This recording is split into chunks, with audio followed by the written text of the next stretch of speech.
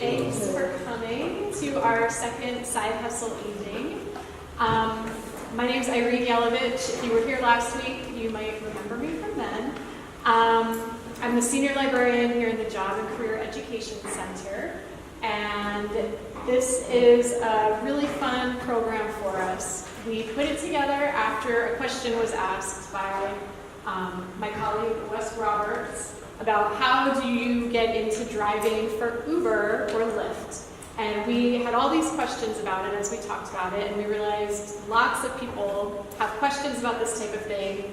And we were really fortunate to get a panel of people together to talk about Uber and Lyft, but also some other topics. So tonight we have YouTube, podcasting, and Air BnB. And before we get into that, just a couple of business things on the agenda. On your seats, you guys all have a few things. One of them is a flyer that looks like this. There is also a small sheet of paper that has a link to a survey, and that's something that we are doing just to learn more about the department and what we can do for you guys to help out, what you're interested, and just the services we provide. So if you have the time or the inclination to do that, that would be really helpful. The other thing that some of you have, but not everybody, is a survey about tonight's program. So if you got one of those and could fill it out and leave it with us at the end of the evening, those are really helpful because they just help us figure out what we're doing right, what we're not doing right, and plan programs for the future. So some upcoming programs that we have 2 more evenings left in the Side Hustle series. We have next week where we have some consultants and freelancers speaking, and then on March 7th is the final evening where we have some drivers from Uber and Lyft. And so those should be really interesting speakers and interesting evenings. We hope you can make it. In March, we have our work lunch event, which we have every year in partnership with the Career Development Center. And that's for if you're interested in more traditional employment. It's a series of workshops and speakers that is held at libraries throughout the county. And then on March 23rd, which is a Friday, we will have a job fair here at this library. So that's gotten better every year, and I expect it will be that way this year too. Just a couple of quick facts that we already talked about last week if you were here, but in case you weren't, this sharing economy or side hustle kind of employment is really growing. So between 2002 and 2014, total employment increased by 7.5%, but the gig economy workers increased between 9.4% and 15%, so that's almost double. More than 53 million Americans are now earning income from work that's not traditional, so that's about 1 in 3 workers.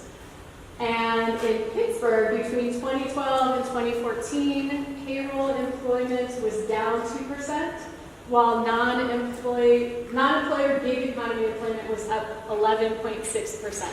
So those trends indicate that this is just growing and growing.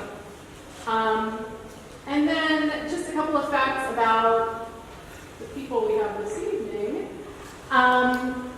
Podcasting, it's hard to pin down the number of people doing it, but according to Apple, which is the largest distributor, they report that more than 1 billion people have downloaded the 250,000 titles that they offer. Over 600 million people watched gaming videos in 2017. And Air BnB is one of the most profitable side hustles, making an average of $924 per month. Airbnb hosts make nearly 3 times as much as other workers in the sharing economy. So now I just want to introduce our speakers. We have Wes Roberts. He is the manager of the Job and Career Education Center, and he'll be moderating the discussion tonight. We have Erin Watson, who will be speaking about podcasting. Brad Driscoll, who's going to talk about YouTube and Twitch. Rita Botts, who is a CLP librarian, but will also be talking about Air BnB. And Rachel Masilamani, who is also a CLP librarian at our downtown and business location. And she's going to talk about some of the resources that they can offer. All right. Thanks, Irene. Thank you, everyone, again for being here tonight. So we've had your names introduced, but now can each of you briefly describe your respective side hustle? So, as I mentioned, I'm Aaron Watson. I host a podcast called Going Deep with Aaron Watson. It has more than 280 episodes. It's been downloaded in more than 120 countries. For those unfamiliar with podcasting, it's on-demand audio. My show takes the form of 30-minute interviews with people from a broad range of industries and backgrounds. We have entrepreneurs, we have writers, folks in the nonprofit space, different coaches, and really what I'm exploring is really in line with what this series is about, is a lot of people who are in the most interesting careers, who have the titles and the credentials that a lot of people aspire to or look up to, do not follow a conventional path. That often started as a side hustle or started as a passion project. And speaking with the people who've found their way into these interesting careers is the story that I love telling and sharing with my audience.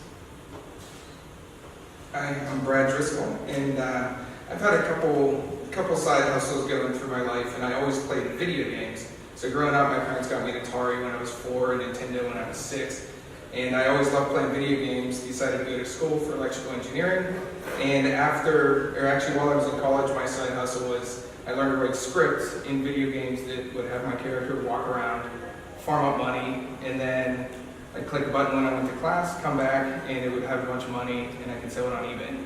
So that was how I made my college just side hustle there. And then after I graduated, I was working in EE for a little bit, and I started getting into YouTube, and I started posting videos online. I played a PlayStation 3 game called Flower, where you control a flower petal and collect other flower petals. I tried to get my friends to play it.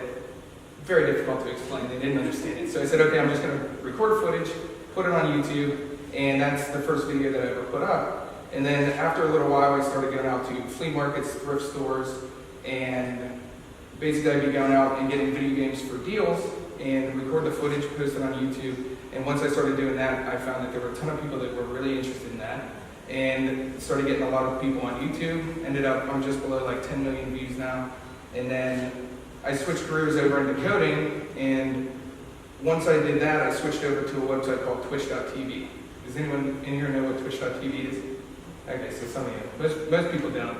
It's a new gaming live streaming website, and basically it just got bought by Amazon this past year, or past 2 years, for $1 billion, and like they mentioned earlier, millions of people are watching these.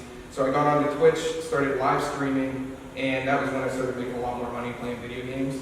And luckily for me, that all the stuff that I learned throughout that taught me a lot about social media, and my brother's side hustle, search engine optimization. We kind of combined that into a new company, and that's where I am now.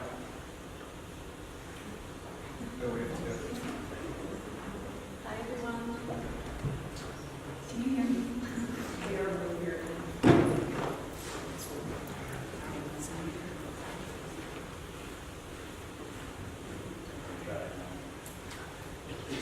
How's that? Hi, everyone. My name's Rita Botts, and my side hustle is Air BnB. My husband and I have a 3-bedroom house in Squirrel Hill, and we're not going to have children, and I kept thinking about all the space that we have. And we're minimalists, so we don't have a lot of stuff. And around this time that I was thinking about all of our space, I also read this book, probably from the 1940s or 1950s, called Chicken Every Sunday. We don't even have it in this library. It's that obscure, but it was about this family that ran a boarding house. And it just seemed so cool to me. And I thought, well, my husband and I, we can have sort of our own little boarding house through Airbnb. And we had been Airbnb users for years, traveling around the country and outside the country using Airbnb and just really loving it. And so we thought we would go for it, and we really enjoyed it.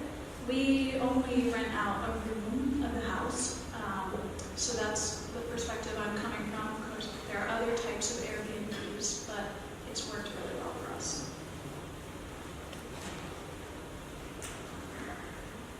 Even though, it's funny, if you were here for last week, week's program. We were talking a little bit about living a slash life, and since I was introduced as a librarian, it's true I am a librarian, but I also illustrate, and it's important to think about how we're enterprising and what things we're passionate about too, and try to figure out what things we can make money from and what things we just do for the love of it, but have that opportunity to make money from it too. So even though I'm going to talk more specifically about what the library does for businesses, I want you to know that I get that passion for doing things that are important to you, because I do that myself in my own side hustle as an illustrator. Thank you, everyone. So, sort of getting into basics.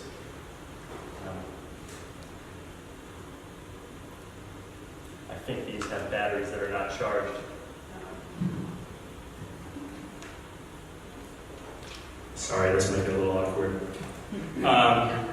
Getting into basics with setting up these side hustles, can each of you describe a basic setup process, what it looks like for getting your side hustle up and running? So in terms of equipment costs, space in your house.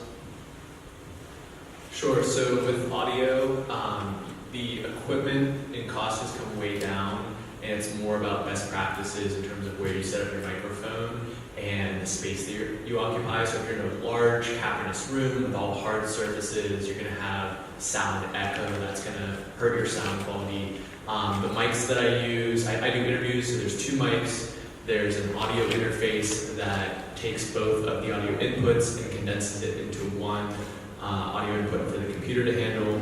So you have the laptop, you have the audio interface, which is about $120. Each mic can be had for $80, $90.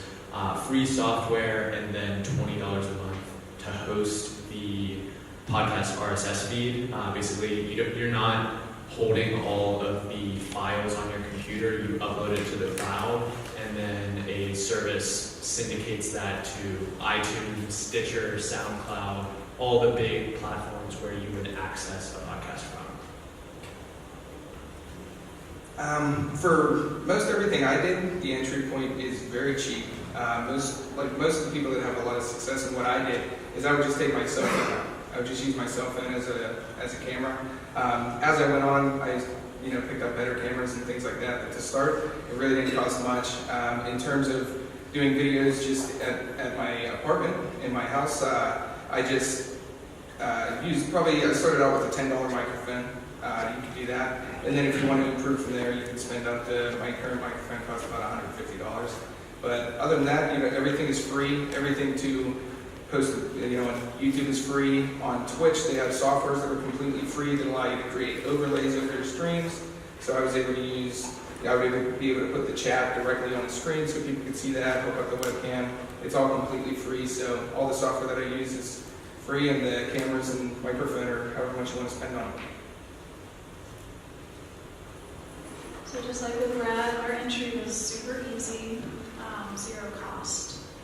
Air BnB has a platform there for you. Of course, if you want to spend money sort of zhuzhing up your room or your location that you're offering, then you can spend money on that. But Airbnb takes care of pretty much everything, and then they do take a portion of the proceeds that you make, or the profits. But we did spend a little bit of money on things like bedding, maybe doing some painting, things like that for the bedroom, but other than that, it was very easy. Well, I think the thing that ties all of those answers together is that this is a really passion-driven enterprise that each of these 3 people has decided to enter. And oftentimes when I'm working at the business library, I'll meet people who started doing something like this out of passion, and they decided, well, I'm going to get this great camera because this is something I really love. I'm going to make this room beautiful in my home because I want it to fit my aesthetic, and I want people to enjoy it. And when you're doing those things, you spend money. And if you're not thinking of it yet as a business, try to tuck it away and think, maybe this is a business, and start keeping records for those sorts of things, because those kinds of improvements to your home, buying equipment, those are going to be things you wish that you knew around tax time that you were spending money on. So keeping track of it, even maybe not in a formal way yet, but starting to think about it intentionally as a business enterprise. I think it's interesting too how the common theme was the decrease in the cost of the equipment, which seems is probably a reason why so much of this is more accessible as an option. Since we're dealing with the single mic situation here, the next question applies to all of you equally, which is funny jokes that the microphones are both going to die on me. Can you guys speak up loudly enough? Okay. Can you all hear me well? I'll stand up. How do you make money doing your respective side hustles? And the question I have for Rita in particular too is what could possibly go wrong letting strangers live in your house? Yeah. So I'll stand up too, just so I can see everybody. One thing I would really hammer home for everyone here is if you're in a situation where you need to make money, starting a podcast is not the best way to go about doing that. I mean, even the number that they said, you just do the math in your head, more than 1 million downloads of 250,000 shows were the two numbers that they said. That's like 4 listeners per show. So there's a lot of podcasts that really struggle getting off the gate. The business model that a lot of people enter podcast thinking that they're going to do is selling their audience's attention against advertising. The CPM, which is the cost per 1,000 views, impressions, downloads for podcasting, is actually really strong. It's $25 for every 1,000 listeners that you have in an episode. You asked Brad about his CPMs for video. That's much stronger. However, that is a real slog to even get to 1,000 listeners in which you could start having conversations with advertisers about that opportunity. The average podcast gets about 150 downloads per episode, and if you're in the business space, it's even less. It's closer to 100 downloads per episode. So it is really tough because you're asking for a half hour of someone's attention in order to even start to potentially get an ongoing listener. Now that being said, it is also the most powerful in the long term. I recently did an event where I had more than 180 people come to the Kelly Strathmore Theater for a full day of kind of a TED-style talk event, and that drove revenue and was a meaningful business outcome, but we did not, that was after I had built a loyal audience through hundreds of episodes. So if you're hurting for money, rent out a room on Airbnb, go drive Uber or Lyft, and think about something like podcasting in the longer term where you're building a brand and you're also building a skill set around audio production, around social media, around storytelling that is going to serve you well in the long term. Just a note on questions. We will have a Q&A for the audience at the end, so reserve your questions until the end. And Aaron had an excellent answer on YouTube. It's going to be a very similar situation. If you're just starting out a YouTube channel, it's really hard to make a lot of money up front. You're starting out with just a couple of viewers. I remember for a while I only had 20 views on all my videos. And then you keep making them, and then eventually you'll get a video that starts to get 50 views and 100 views, but it's a long-term process. And one of the things that I found most important is it wasn't so much about the content that I was making, it was how I was interacting with people who were watching my videos. So it was all about the relationships that I was building with people. So when I would go out to flea markets, someone would comment on my YouTube channel, and I would make sure to always reply to them, ask them what kind of games they were looking for, things like that. And another tip that I learned pretty early was when I had I think I had 50 subscribers, and it took me 3 months to get 50 subscribers. And I went to somebody else who had 100 subscribers, and I went over their content, watched it, and I really liked some of their videos. So I would leave comments on their stuff. I wouldn't ask for anything. And then more often than not, they'll come over to my channel, and then they would subscribe to me. They would send people to me. I would send people to them. And on social media, even on still on Twitter, on Instagram, I still do that. And it's about building those connections because one of the things, there's an article by Kevin Kelly called 1,000 True Fans, And a lot of people, they think, oh, I need to get millions of viewers to be able to make any money doing any YouTube or anything on social media. And what I learned was you kind of want to build those relationships. And his whole thing is, if you have 1,000 people and you make $100 off of them in a year, you're making $100,000. So you start small and you just say, okay, I'm going to get 10 people. And you're actually going to build a relationship with those people that you're encountering on social media. For me, it was YouTube, and then on the Twitch. And most of the people that supported me, it was because I made sure to get a connection with them. And they, on Twitch, the whole way of making money is you get donations. So you have subscribers that are $5 a month, and then you have donations. And I made way more off of donations just from getting to know people and making my community a welcome place for them to come in. And that's how I ended up making the most money for it. And like Aaron said, on YouTube, for every 1,000 views you get, you probably make a couple pennies. I mean, so there's that side that's kind of like the passive income, but the real way to kind of build it into something bigger is by getting to know the people that are watching your videos, people who are writing you on Twitter, writing you on Instagram, and it's pretty much the same that I found on all social media platforms that I've been on.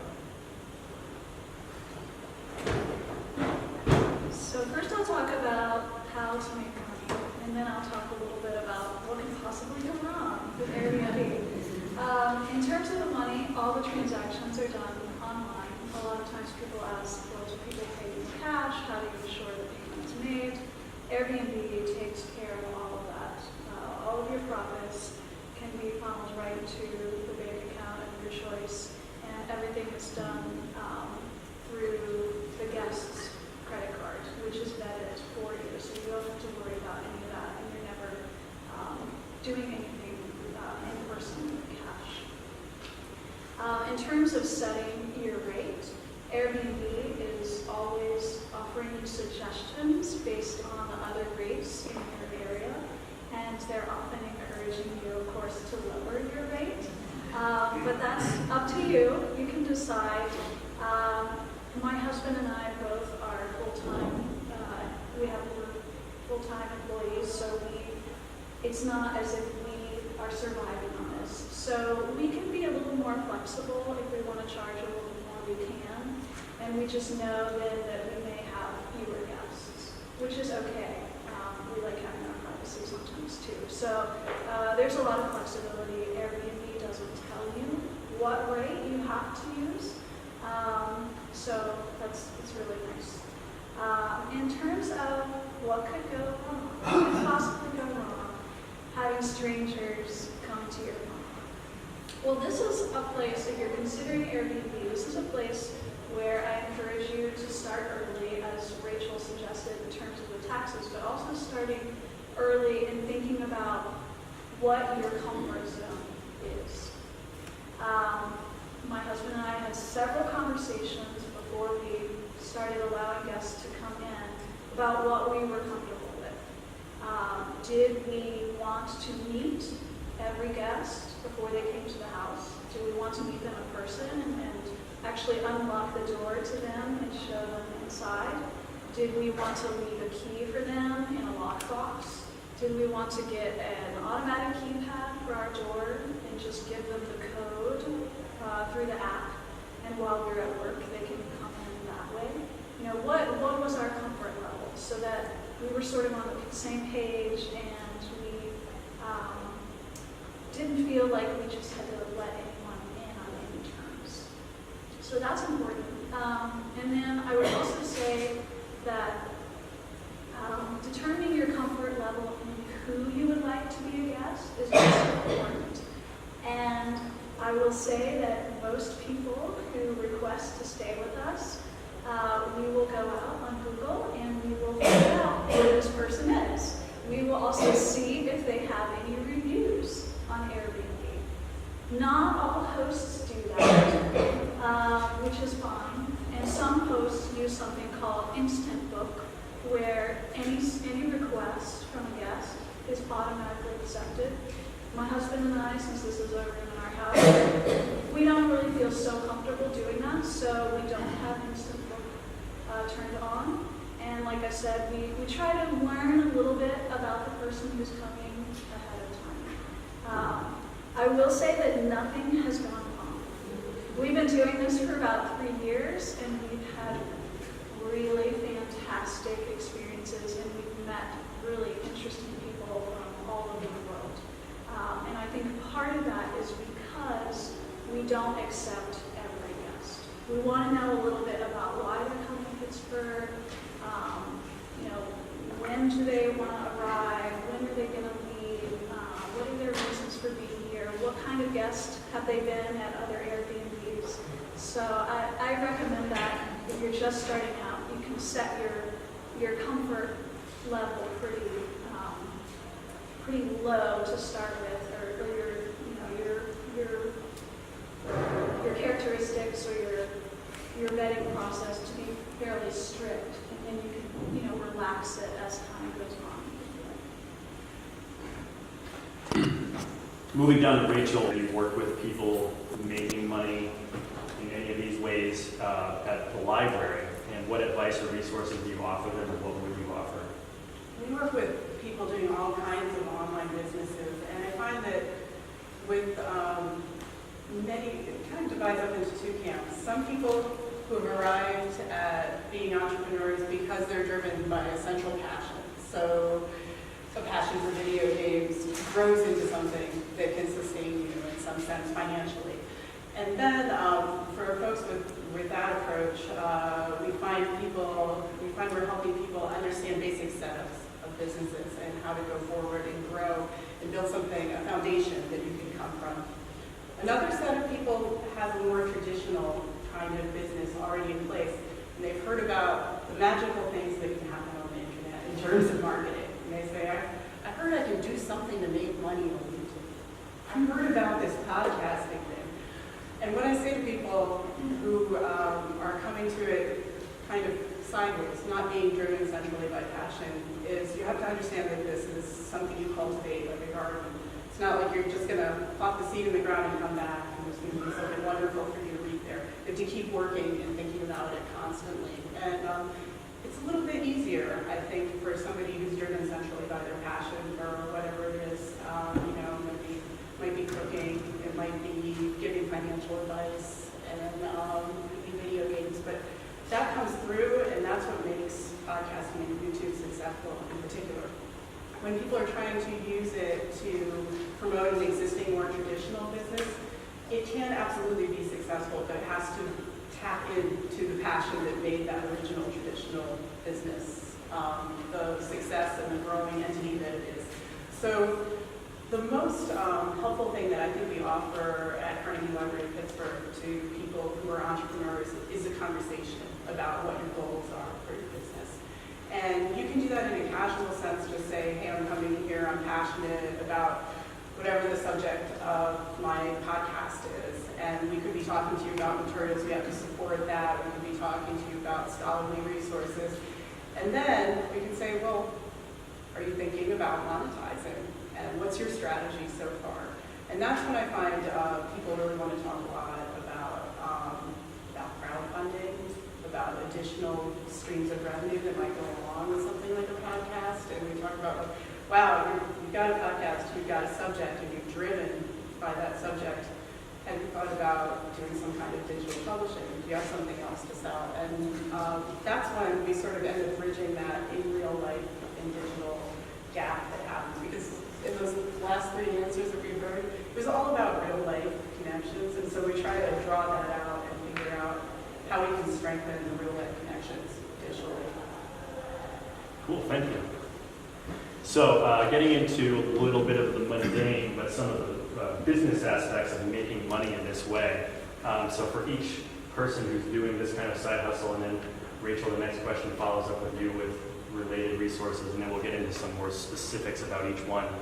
How do you manage your income from this more particular digital service rather than it being a particular good? Because last week we learned about selling on Etsy, and we discussed things about how you handle taxes after you sell your goods on Etsy. How do you handle tax implications of making money from these particular services, and what advice do you have, Rachel?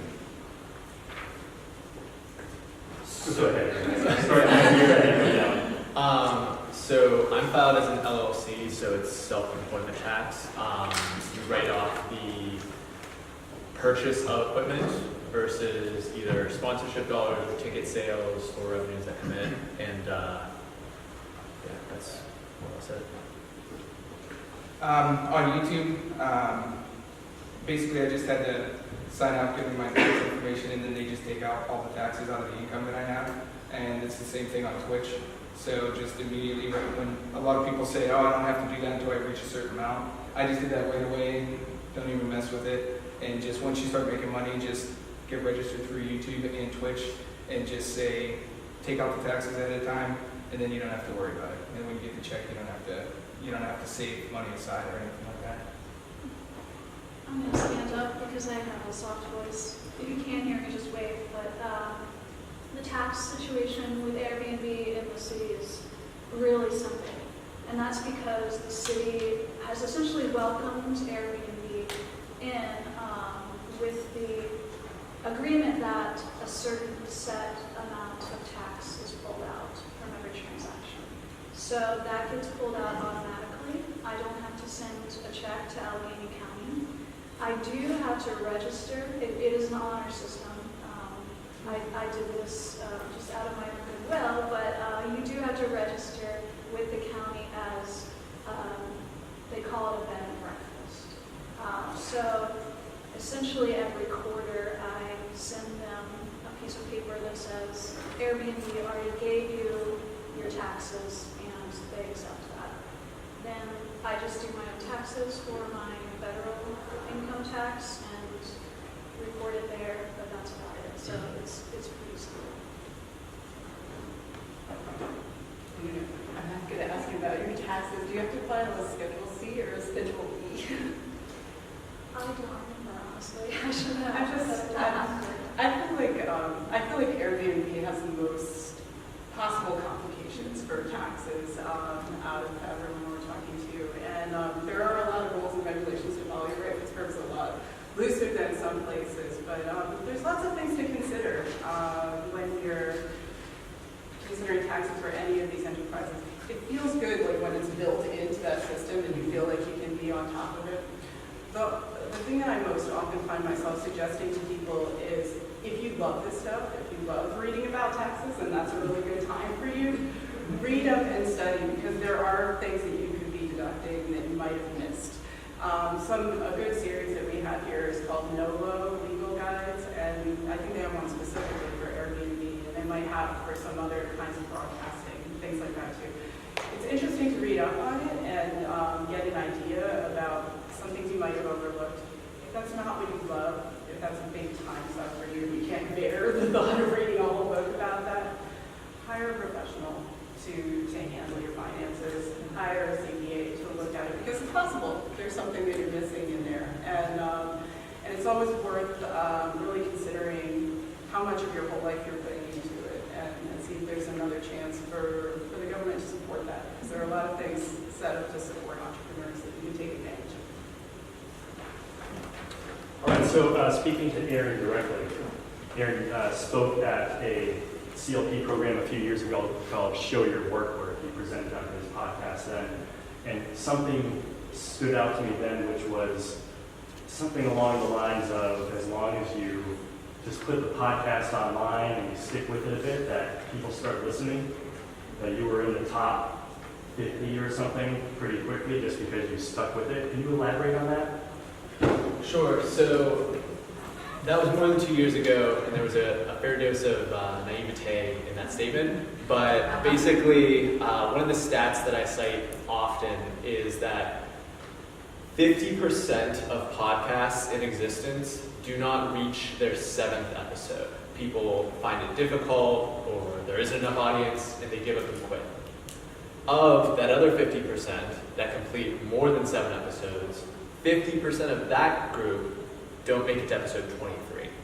So just by making it to episode 24, you are in the top quartile of all podcasts in existence. I don't know what that puts me at since I'm over 280, but you can understand how a lot of things that are worth having, the most important thing is to just continue and to persist. The same way Brad continued when he was getting 20 or 50 views. I was at a point where I was getting, 40 downloads for an episode that spent me an hour to research, an hour to record, an hour to edit, an hour to put the show notes together, and I was spending money to put up. That doesn't feel good. It's really, really easy in a moment like that to say, why the heck am I doing this? And want to quit or want to shut it down. But it is because of that persistence and also iterating on my skill set associated with podcasting, becoming a better interviewer, becoming better at setting up the mics so that the sound quality wasn't complete crap, writing better show notes, understanding where to share and distribute the show so that it would actually gain traction, whether that's a specific Reddit subreddit or 2 specific people on Twitter chat. There's a bunch of ways that you can learn this distribution technique, but you're never going to have all that perfected episode 1, 2, 3, 4. It takes that persistence and iterating on your approach to actually reach a point where you're worthy of having an audience.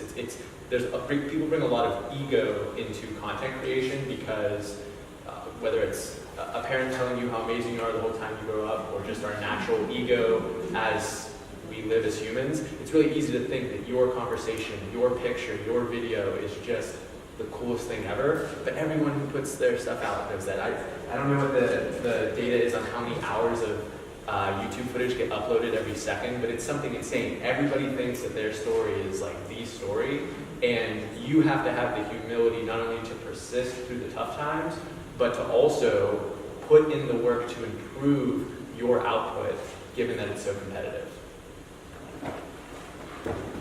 It's interesting to me that 2 years ago, or over 2 years ago, as you said, you had your podcast, but we have information about your summit up there and a link to his site, and it's become a much bigger production now as he's actually video recording tonight, and he's got more of a brand. So he's come a long way with it. Moving along to Brad. So you mostly do game streaming with YouTube and Twitch. Do you see that as the dominant streaming content moving forward, or do you think it will branch out into other directions?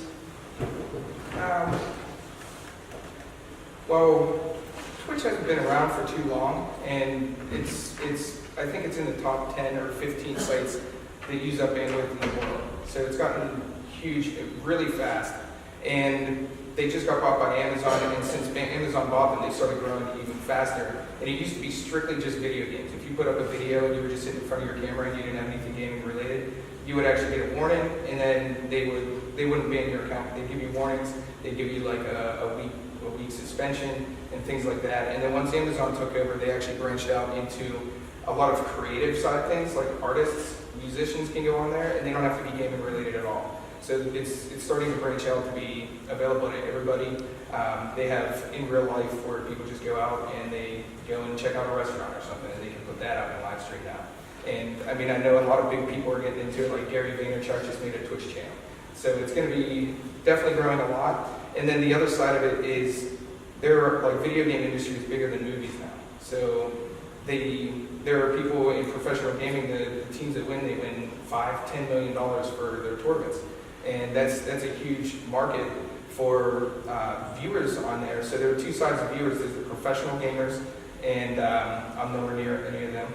But people just love watching them because they play all these games themselves, and then they get to go and watch and learn from these people who are the experts, like Hearthstone, World of Warcraft, Counter-Strike, and things like that. So it is a huge just in the respect of gaming. But then on the other side, a lot of the people always think, people go on and watch video games because they want to learn how to get better or something like that. But most of the reason that Twitch is blowing up so quickly is because they're focusing on creating like a community. Most of the people that watch my stream, they weren't watching me because I was going to teach them how to play a game. They were, like a lot of the kids were middle schoolers, high schoolers, getting bullied in school. They would come into the stream, and then I would welcome them in. They'd make friends in there, and they'd feel welcome when in school they don't. You come in, and they tell me about the issues. They write me emails about things where they're struggling with, kids beating them up in school and things like that. So it's not really so much about the actual gaming side of it. So I think it's going to be around for a while. And then also with Facebook Live and Instagram,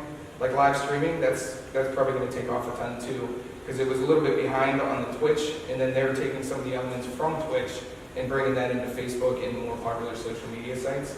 So I definitely think Twitch will be big for a long time, I'm pretty sure.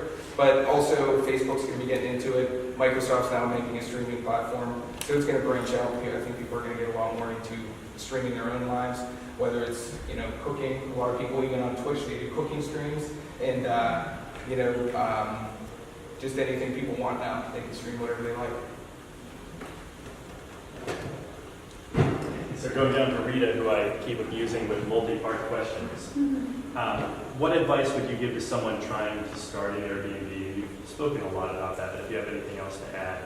And Irene had tons of questions about Airbnb in particular. And she was curious about the housekeeping charge that has existed in places where she's been. Do you pay for that service, or do you do that work? Sure, I would say when you're thinking about your space and your Airbnb, you want to think about safety and comfort and privacy. And like I said before, you want to talk about this with your partner, your family, or whoever may be sharing the space ahead of time so you don't run into trouble when the guests show up. So just making sure that your space is attractive and clean and comfortable, that's sort of the baseline. And then adding some extras if you want. For instance, we offer breakfast at no charge, it's included. We put some snacks in the room. If I have some fresh flowers, I'll put them in the room. So little details that help make it more welcoming. In some Airbnbs, you may have noticed that they will have sort of a welcome note for you with your name on it when you come in the door. Little things like that, I think, do make a difference. And then the other thing that I would strongly encourage you to do is to have great photographs. You can probably take them yourselves. We took ours ourselves, but just making sure that your place looks attractive and that you can show as much of the spaces that are available to them as possible.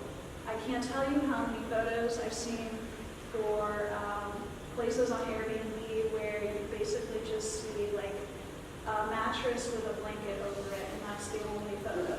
But that's not inviting. I mean, maybe their price is really low and someone is willing to do that, but you want to make it inviting and you want to show the spaces they'll be using. Just another piece of advice on photographs, I noticed that for some people the first photograph that shows up for their profile is a photograph of the garden or the patio, which is great if you have a beautiful garden or patio, but most people probably want to see what the bedroom looks like. If you're showing me a picture of your great patio, I'm kind of suspicious about where I might be sleeping. So that's just another piece of advice. In terms of the housekeeping, that's something that's totally up to you. My husband and I, we keep a pretty clean house anyway, so we do it ourselves. It really can cut into your profit margin if you are hiring a housekeeper, but it depends on your lifestyle, and so you get to make that decision. If you're really busy and you're away from the house a lot of the time, or say you have an Airbnb that is a detached dwelling, it's not your own home, and it's across town, and you don't want to be traveling there all the time, it may work best for you to have a housekeeper.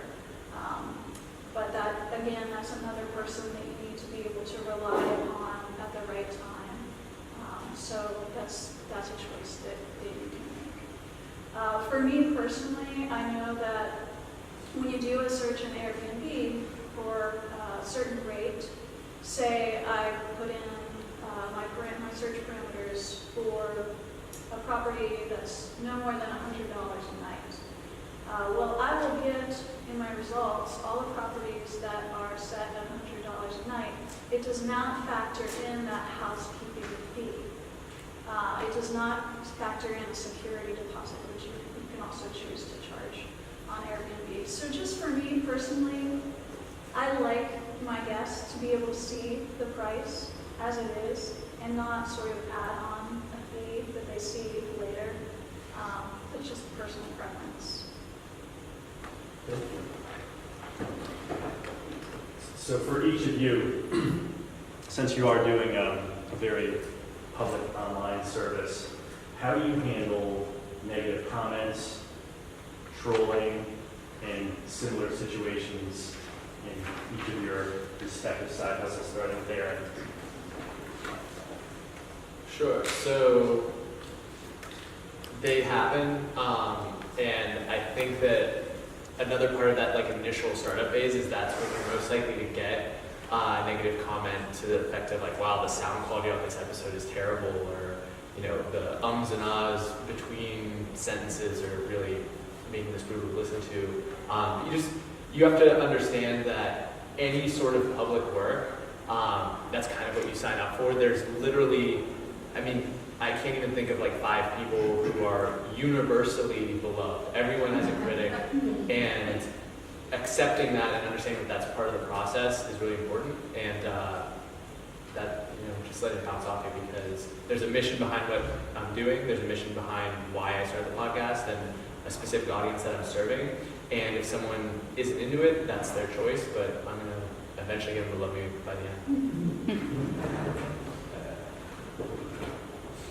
Yeah, and Aaron makes a good point there. A lot of the people I found, first of all, YouTube is notorious for people writing terrible comments, you know, and gaming is higher up than that. So gamers they're a whole different breed a lot of the time. So, but what I found is more in the beginning, like Aaron said, you know, you're just learning how to make content. You're just, you know, your microphone might not be great. You might not speak as well in front of the camera, and people will criticize that. And like he said, I kind of just took that as a lesson.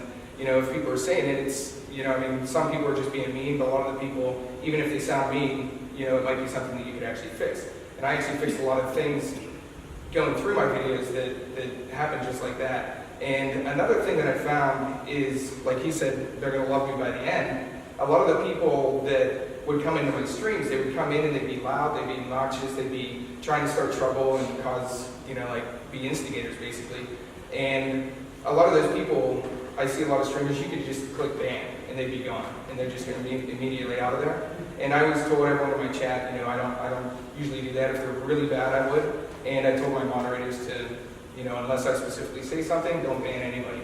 And usually what would happen is the people would come in, they'd be starting problems, they'd be, you know, a little bit aggressive with my viewers and things like that. And I'd always be polite and nice and kind of, you know, say that's not how we do things in here. And a lot of the times those people in my chat would actually join in and welcome them in. And a lot of the people that came in that were the most obnoxious ended up being the people who would support me the most.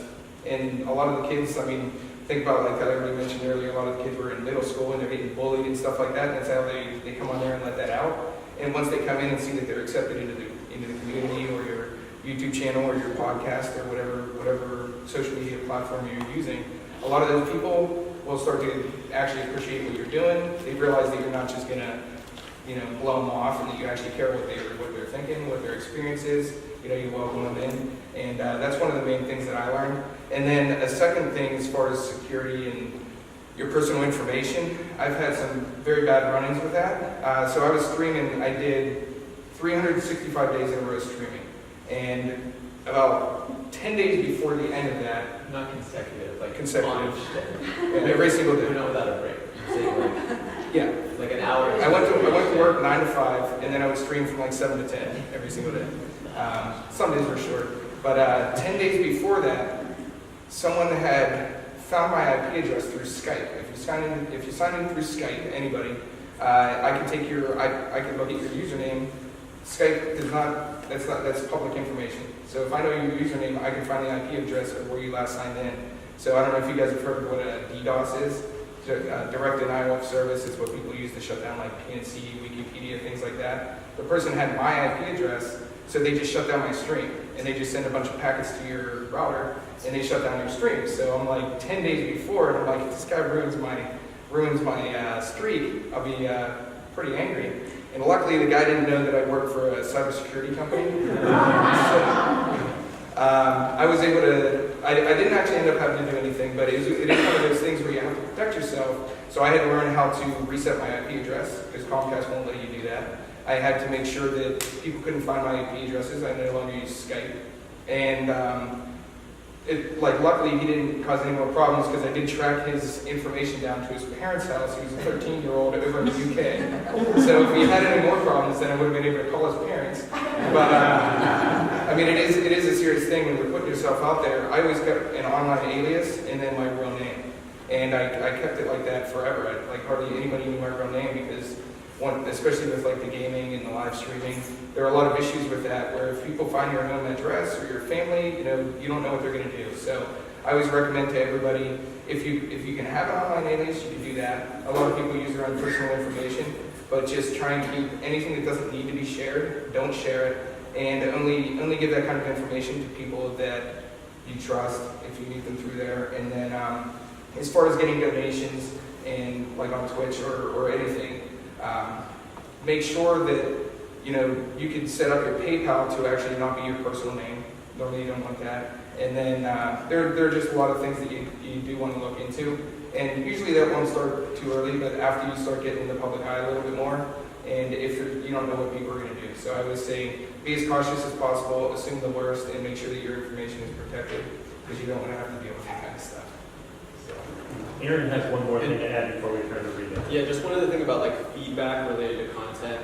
As people, there's a ratio, it's 90-9-1, which is 90% of the people who consume your stuff, no matter what you do, will never comment or like or reply or interact with you whatsoever. 9% will every once in a while, and then 1% are going to be super active, and everything you do, they're going to like it, and they're going to be just really over the top. And so it's really easy to get a skewed perception by that 1 or 10% for how your content's actually landing. And one of the biggest challenges as you're growing and getting feedback is finding ways to access that other 90% who could potentially be moved to action, who could potentially love or hate or feel just okay about your content, but not letting your perception get completely warped by that small percentage. Rita, does Airbnb have a similar system? So the review system with Airbnb is both available to the host and the guests. So you get to review each other. And we've never had a negative review, and I chalk that up to my husband's communication skills. He's the one who is more likely to have his smartphone out all the time, so he's trying to communicate with the guests as often as they would like to communicate with us. And that starts from when they initially request to book. And so he tries to eliminate any questions as early as possible and try to make everything as comfortable for them as early as possible. Finding out when they're going to arrive, are they going to be driving, are they coming from the airport, and then he can give little tips or some information to make it a little smoother for them. And then if possible, we're not always home when our guests arrive, but if possible, and we're there, we like to show them around, point out any sort of oddities up on a faucet or something like that, show them around the kitchen, invite them to cook in our space or use the space as they would feel comfortable doing. So that sort of early communication, I think, really eliminates the possibility of a negative review later. And we always try to stress that we're there for them to answer questions or to offer anything that they might not have. So I think that really helps, that early communication. There is a possibility when you are reviewing your host on Airbnb to have a public review and then also a private review that just goes to the host. And so we've had some folks who stayed with us who gave a glowing review that's public, and then in the private review they say, well, if you are considering making changes, or if you want to, really amp up your Airbnb, you might want to try these things, which is very kind of them to do it that way, and then we can respond to them, and we like to respond to them, and then try to address or take advantage of their suggestions. Did they talk about Airbnb already? In terms of privacy, since Brad brought that up, we don't see, the guests don't see the of our home until they've actually booked and paid. So I know a lot of people are concerned about that. They just see sort of a general circle around our home. So it could be somewhere in Squirrelville, So I just have one more question for everybody, and then I'll open it up to the audience to ask questions themselves. What do you wish you knew before you started? If you have any additional advice, and then Rachel will give you the last word too if you want to add anything else. Sure. So the nature of the content that I'm creating is that I'm trying to often get in the room with very busy people, very high status people. I've interviewed the mayor of Pittsburgh. I've interviewed founders of companies like Four Moms downtown, traders and people in the wealth management industry in Manhattan. And the biggest thing that I wish I understood is that there's absolutely no pain to asking. Similar to how you let negative comments or feedback kind of bounce off of you. For the 280 guests that I've had on the show, I've probably put out 1,500 asks for guests. And sometimes there's no response, sometimes there's a polite decline, sometimes there's a, not now. But I would have never gotten, in the room at the age of 24 to interview the mayor if I hadn't tweeted at him saying, hey, I want to have you on my podcast, who do I contact about that? Got an email, followed up with them, explained my numbers, explained my show. All that stuff is possible when you actually make the ask. And a lot of times we all have a lot of head trash about putting yourself out there even when it's just like a written email. And if you take the time and, put some humanity into it, don't be a robot, be like, hey, I'm, working on this really cool show, I'm really passionate about it, I'd love to talk to you for 30 minutes about whatever it is that you're working on, you'll be shocked how many people will say yes. There are a couple things that I wish I would have known, and one similar to what Aaron said is don't be afraid to ask. He said be able to, send out emails and contact people. One of the biggest breaks that I got in my streaming was because I wrote the developer of a game, and I never expected a reply or anything like that. He gave me early access to all the games. Another thing with that is I wish I would have learned earlier to kind of be a little bit more aggressive with asking people. I started out, and for years I didn't ask anybody for anything that would make me any money. I was just making free content, spending hundreds and hundreds of hours, didn't make any money off of it.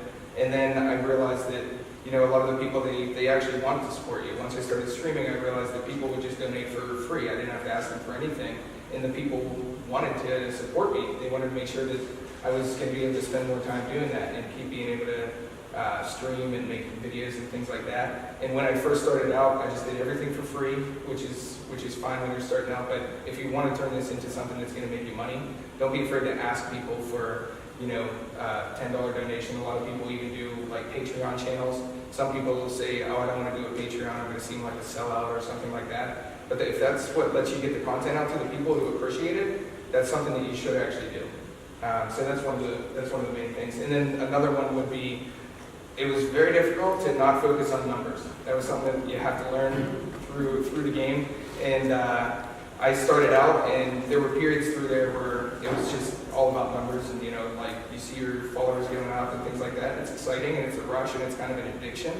And that's one of those things that you kind of want to take a step back from. And I wish I would have kind of had a warning of that, is to make sure and try and be building, I call them like true fans, like I said earlier, and they're the people that don't focus on the people that you don't have, focus on the people that you have right there. And you want to make sure that the people who are there are getting your full attention, make sure you're putting out content that they're going to appreciate, and don't try and attract millions and millions of people who aren't the specific niche of the content that you're creating.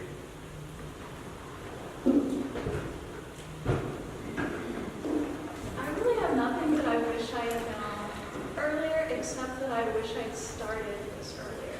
I think a lot of people have this sort of hesitation because these are strangers coming into your home or a space that you own. And we have found it to be so rewarding, and we've met the most amazing people who have really been warm, and we've had a great time introducing them to Pittsburgh. A lot of them are here because they're home buying or because they are eventually moving here for school or work. And so it's been a real delight to get to show them the community. So no regrets here. I think the thing that's really tying together what everyone's saying here for me is the word community. And it's about building a community, whether that means growing your community in terms of marketing or making more connections to the community you live in and expanding its reach. And that's really the connection that I feel as a business librarian here, is that idea that it's important to have conversations and be strategic about growing our communities together.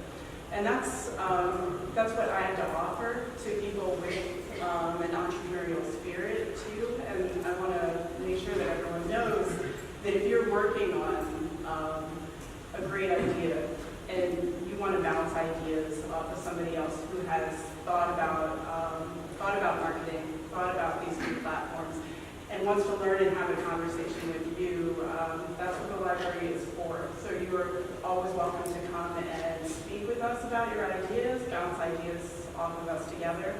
You can also make appointments for one-on-one consultations with the library when you're working on any kind of research project, but particularly for business. You can do that by going to our website and looking for the Book a Librarian button. You can book an appointment with us to really discuss your ideas and go into it strategically, and we'll help you connect with the community in any way we can. That, to that point, it's an interesting point about community, because I have Aaron here tonight because I met him through the Your Work thing a few years ago. I asked him if he knew any YouTubers. He introduced me to Brad. So that community and networking thing, it's a pretty tight-knit city, so it's all very interesting. So at this point, I want to open the floor to the audience. I apologize for the microphones, live and learn. It's a new system. We'll have them charged next week. But if you want to pretend there's a microphone there and just, or stand up and raise your voice. So Rita, do you have any additional insurance, homeowners insurance, any additional insurance that you put in place once you began this site? That's a great question. I do not. We have our regular homeowners insurance, and then Airbnb a few years ago sort of debuted an even higher insurance for their hosts. I think it's $1 million now. Now, I'm not sure exactly what all that covers, but they have really tried to make it clear to hosts that if something goes wrong, then they're there to support that host. Question for Aaron. Once you've built at least kind of a base fan base, if you will, what do you think are some best practices to get further noticed by people who maybe wouldn't necessarily ordinarily come to your particular show? So one of the toughest things with podcasts in general is discovery and search. So actually, you have three basic forms of communication: written, video, and audio. Audio is where I'm playing. And audio is actually the hardest. So YouTube is a fantastic search engine. Blogs are combed for every word on the page. But organizing your shows in a way that someone new can find what would be relevant to them has been the most important thing I've done. So on my website, there's multiple pages. One is the top shows. So these are like the biggest name people that you have the highest likelihood of knowing and being like, wow, I can't believe Aaron had Tucker Max, the author of I Hope They Serve Beer Now, or someone like that on the show. And then there's sub-pages by category. So I have a Pittsburgh page, and those are all the big names in Pittsburgh that you might know. I have a blockchain page, so I have the biggest people in the crypto space that you might know. I have a sales page. You understand how it's kind of breaking apart like that, and meeting people where they are with your content is another really big part of it. One of the things that really works well on YouTube is actually like keyword searching, finding common keywords and then naming your videos that way. There's similar practices around podcasting that can work, but it's just making it as easy for someone new to not get overwhelmed or lost in your content. Follow-up question. What do you think? Do you think it makes a difference which distribution or hosting service that you use? Hosting service, I don't think that's going to make or break you. Like a lot of stuff like that is kind of shades of gray or little details. It's the quality of the content, the storytelling, then it's the audio quality, and then it's the distribution techniques. Like you could have the best, like I post a bunch in all the right places, but you're speaking in tongues and no one's going to listen, right? Or you could have a really good interview, but the sound quality is atrocious and most people aren't going to stick through it. So it's that kind of descending order: storytelling, audio quality distribution. One here, and then we'll go over there. Okay, so Aaron and Brad, how did you specifically engage with sponsors, specifically Brad for Twitch? How did you found YouTube as their own, like as a Red for getting sponsors for certain content? How did you engage sponsors for, sponsoring your content? I didn't actually have any sponsors. On mine, most of the people were just, like I said earlier, I didn't really ask anybody for money at all. I never got sponsors on the platform. And what I actually did on Twitch is when people would first come in, I'd welcome them in, and then as it was going on, the people would stick around, and then I would have events. I would have specific events, like we had. I got early access to one game, so I set up a stream that was going to be a charity event, and all donations were going to go to the Children's Hospital here in Pittsburgh. And that was something that people realized, oh, we can donate to streams. And then after that, people would donate directly to me if it was on a normal stream, and that's how I got the revenue from it. But as far as the sponsors, usually people who get the sponsorships, it might be from a chair company or like a headset company. A lot of the people that do that, they just reach out to the companies and they say, a lot of the times they'll already have used the product, and they'll say, I really love your product, I already promoted it in my stream, I always tell everyone to buy it, and they'll usually give you like maybe a promo code or something like that you could say, you can tell all your users to use a promo code, and then you could send them through that promo code, and if they see you start generating some revenue for them, then they're actually going to be able to sponsor you, and that's how most of the people get into where they're making $1,000 a month from a headphone company. But I personally never did that, but well, actually on Minecraft I did. You can do it on Minecraft, and people can host servers. But that's generally how people do it. They kind of work their way into the process, because if you just reach out of the blue, they don't know who you are. So a lot of the times the best approach is to ask that promo code. Then you might be getting a 10% cut of every sale that you send over there. And if they see that you're driving traffic to their website and driving purchases, then when you do reach out to them and say, hey, I'd like you to sponsor my stream, they're a lot more likely, and you can kind of negotiate what prices they would give you for, depending on how many viewers and followers you have. So if I can address that question too, I would say that a lot of the sponsor opportunities that I've had have been a byproduct of the content that I put out and the relationships that I have, and not entering situations with sponsor dollars in mind. So to give a couple examples of that, the first person ever sponsored my podcast was a previous guest who loved the show, loved what I was about, and she had a training course, like an exercise, like a 12-week workout program that she sells with video and everything behind a paywall, and she advertised the launch of her course through an ad read on my show, which was her coming to me, knowing that I do a good show, seeing the reach of the episode where she was a guest, and wanting to participate. Similarly, I have friends with pretty big Instagram accounts, and they do branded deals with, one's actually like does motherhood and lifestyle type of stuff, and so like baby clothes, diapers, those type of brands that would want to market to mothers reached out to her first before she started soliciting deals. And even with the event, the summit, half of the sponsors of that event came to me through hearing that I was doing an event, a friend connecting them, and starting to just have a conversation about how it would make sense for both parties. Really hitting the ground. I know people who hustle with very small audiences and still drive sponsorship revenue, but that is, you want to talk about like how hard of a hustle you could do. You're better off just, selling knives or something if you're going to work that hard. It's something where if you're creating the good content and you have a real audience, people who are in PR and marketing take notice of that. They have mechanisms for checking your views, checking your subscribers, and reaching out to you when you cross a threshold that they deem significant enough to become a potential partner.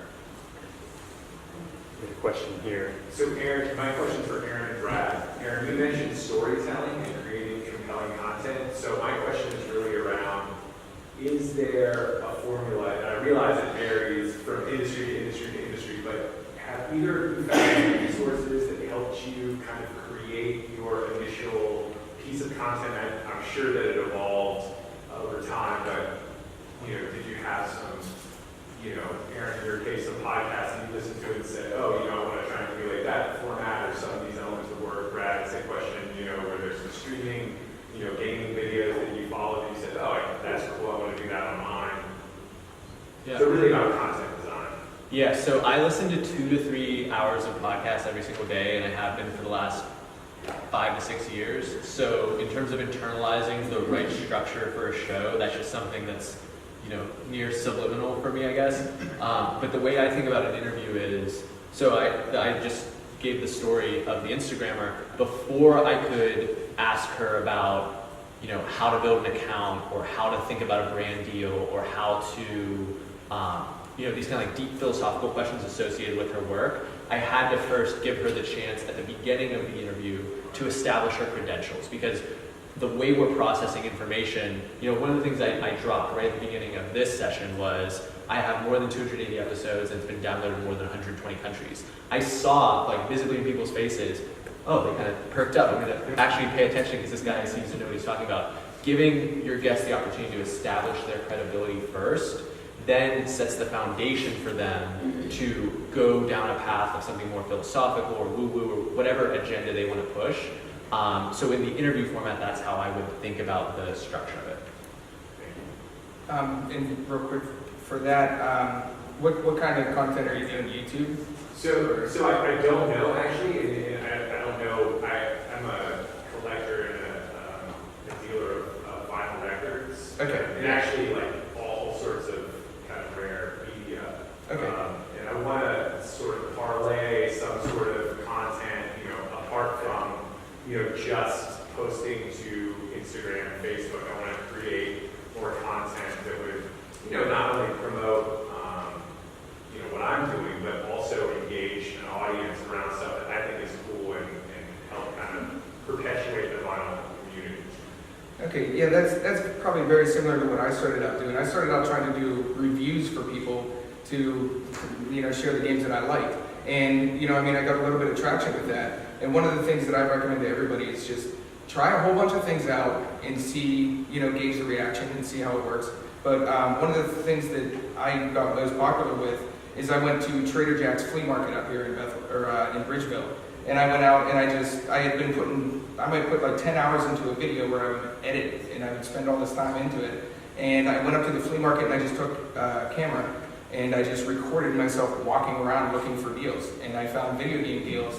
And some of the deals that I found were, I found things worth thousands of dollars I got for 20. And that's the kind of stuff that I found that people like the most, is actually taking them on an adventure, taking them out somewhere, and you just record whatever it is.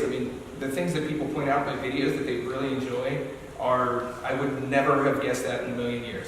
I never thought people would want to watch that kind of content, and I just tried a whole bunch of stuff, and that was the thing that stuck. And for your vinyls and things, I know people who do that on YouTube, and there are huge music collectors, and there are a lot of good deals that you can find with that. So even just going into thrift stores, but people really like when you take them with you, even take them to a restaurant that you stop at all the time when you're driving through. I even, had my brother come with me and we go do all kinds of stuff. And that's the thing that I found in what it sounds like you're trying to do that works one of the best ways in video.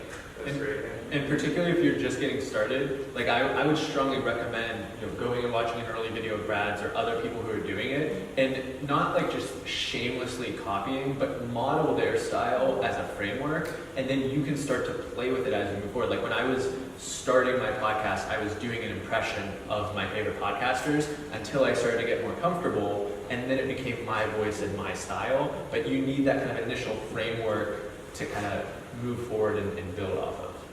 Yeah, that's a good point. One.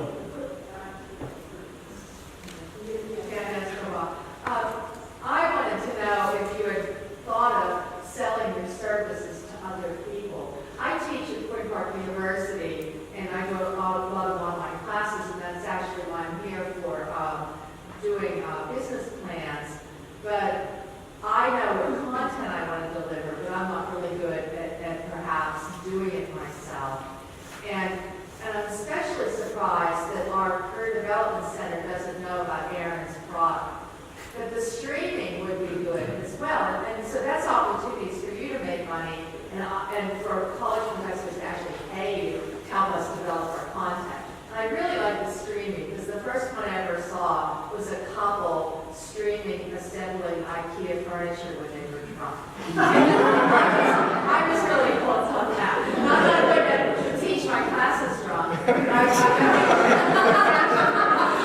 But I think that's like, I would be really interested personally in contacting you, and I'm offering myself as a revenue stream to you. But I also think that you should go to the universities and colleges and link up and at least get on our websites for career development. If you don't mind, I would put them on my course websites as well. So. Absolutely. So Hannah and I are we literally just co-founded a company called Piper Creative. That's Hannah with the camera over there. Where we have 3 service offerings. We have Instagram account building, running a podcast, and then what she's doing right now, which we're calling documentary as a service, which is if you are an entrepreneur, if you're building some sort of business, having that documented what the process is, and not necessarily being responsible for the actual creation of the content. So whether you're CEO, venture capitalist, whatever, that's a valuable service. So we're all thinking on the same Are you wavelength. far enough to have business plans? Yes. That question was so perfect, it almost seemed planted. Yeah. You're not a plant. You're not a plant. Yeah, and that's funny because all this side hustle stuff led me into my brother and I just started a company, and that's all we do is help people with social media strategy, search engine optimization, and just ways to get your content actually known. So, yeah, kind of follow. Yeah. That's actually how part of our early friendship was Brad just like Facebook messaged me, was like, here's 30 things you're doing wrong on your website to get the SEO for free. Like I had to go implement it, but he taught me a bunch about SEO. So that's like, you can definitely vouch for him. She had a question right back here first. Yeah, go ahead. I have a couple questions regarding the guest. If you had a talk show or a talk podcast, some people mentioned 30 minutes, and I don't know what the average is. Is it better to have 15 good minutes instead of dragging something out when you're new? You're trying to get listeners. Or is it better, and how often? A day, twice a week, once a week, what is your recommendation for starting? And with those guests, do you have to get a contract signed or anything? Because people are going to be listening to this later on, and they might go, hey, we want, I don't know, just what's the logistics of the guest? Sure. So the best way to start is a schedule that you can keep up. So part of that, like not getting to 23 episodes is, I'll never forget this. This guy sent me this message complaining that his show wasn't taking off. He was like, I do a weekly show, and I've been doing it for a year. I started, a year ago. And I went on a show and he had 39 episodes. So it's not a weekly show. And it's not in any way a part of the habit of your listeners. So whether it's a daily show, one of my clients has a daily show, it's called The Top, and he does 15-minute interviews with B2B SaaS CEOs. Very niche, very specific. And in these interviews, it's really fast-paced, hard-hitting, very business, like 202 level content, because that's the audience that he's trying to reach. And that's the amount of time that most CEOs will give. At that level, if you raised, $100 million in funding, and you're like desperately trying to IPO, you don't have the time for like a casual 1 hour sit down, right? However, if you're an author who really wants to articulate like the whole vision of your book and why buying my book is the best thing ever, they want that time and will grant it to you during their media tour. So there isn't necessarily a right answer. The right answer is what works for you and what you can execute on consistently. What you can do well and then improve it as you go. Would that if they were doing something that was going longer, you could probably say, stay tuned for the next episode, or the next segment will be part 2 then. How often is it live? How often is the podcast live? My show goes up twice a week, and there's shows that will break an interview up into 2 parts. And then Joe Rogan, I don't know how many people are familiar with Joe Rogan's podcast, he'll go for like 2.5 hours. It's insane. I would have to go to the bathroom like 4 times, but there just isn't necessarily a right format. It's about meeting your audience where they are. And the nice thing, I actually got this advice early on, was one of the nice things about starting off is that no one's paying attention, because you can mess up and iterate and experiment, and it's not like you're turning off hundreds of thousands of people. Yeah, and 2 other things to add to that. As far as the consistency, I did find that once you pick, you might want to do something once a week, once a month, once every day. What I've noticed is a lot of people, they will actually start to take that specific time that if you're actually on a schedule, they'll actually take that time and they'll be ready. So that they set aside that time, like I go to listen to podcasts and I go and walk around Lawrenceville and that's when I listen to podcasts. And if somebody doesn't put their podcast out on time or something like that, I might miss it and I usually don't go back to watch it. And me personally, I did the everyday stream and I had people that would write, if I started at 7:15, they would write me on Twitter and say, hey, are you okay? You know, it's like, people actually will, like, you won't see that from your side, but that is what's happening on the other side. And if you tell people you're going to try and do it once a week or once a month, try and pick a time and then actually stick to that. And then the other thing too is I ran into a problem on YouTube, and I don't know what the algorithms would be on other platforms, but on YouTube, before Google bought them, it was whoever had the most views would pop up in the front of the page on the website. And then once Google bought them, they actually switched that over to whoever gets the most minutes watched. So originally people would put a lot of effort into a 15-minute video once a month, and they would get 15 minutes because someone would watch the whole way through that video. And when Google took that over, they said it's by minutes watched, so the person who was putting a 3-minute video up every single day, even if people only watched half of that, they're still getting more time than the person who put together that quality video. So you kind of want to gauge depending on what platform you're on and things like that. And in YouTube, it's definitely good to be putting as often as you can put up, the more views you'll normally get. Because if you notice your subscriber box, whoever you watch the most in the last week is all you're going to see on your homepage. And that's just one of those things that the people who put out content more often, they actually get a lot better benefit from that. You are right about the timing too. I had an internet radio program through Youngstown State University for 2 years, and people would do their laundry. Yeah. You know, with the headphones. Yeah, you never know, but So the kids were in that's bed, their time. and she told her husband, leave her alone, you know, and she's, Yeah. thank you. We'll take a couple more questions and then leave some time for networking. Does anybody have a question for Rita or Rachel? Okay. You know, some time ago, I looked into Air BnB, where I was having trouble renting one of my apartments. And I thought about it, and it's semi-furnished right now. But all I did was inquire about it, just looking at Airbnb to see what was out there. And within a few days, I got a notice from the state about hotel and occupancy taxes. Do you pay anything like that, or how do you do that? I've never heard of that happening. Never heard of it. That's good.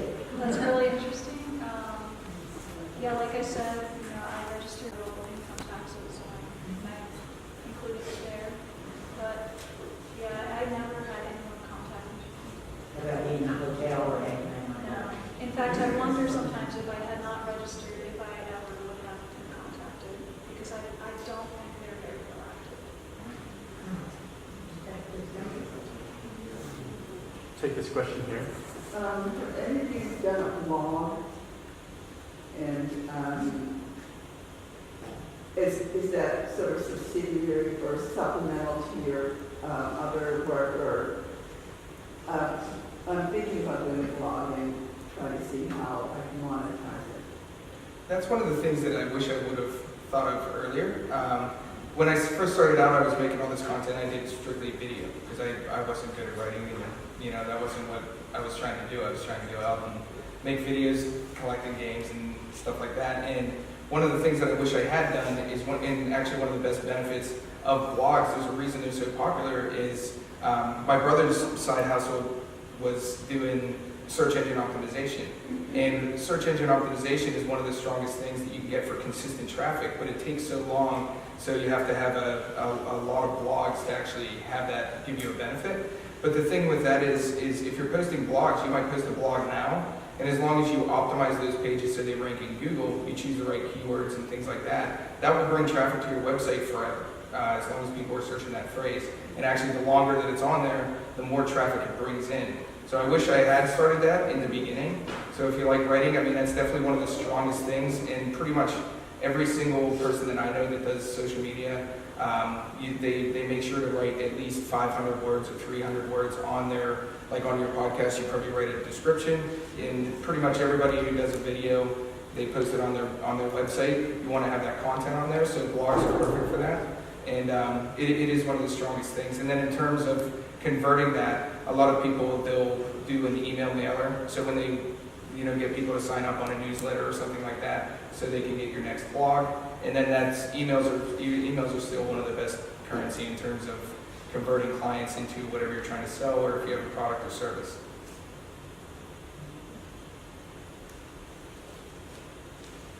We're just about at 7:30, so I think we will end tonight's session. But there's time to hang out and network with one another and with the panelists if they don't mind. And so thanks for coming out. And again, next week is freelancing and consulting. Thank you.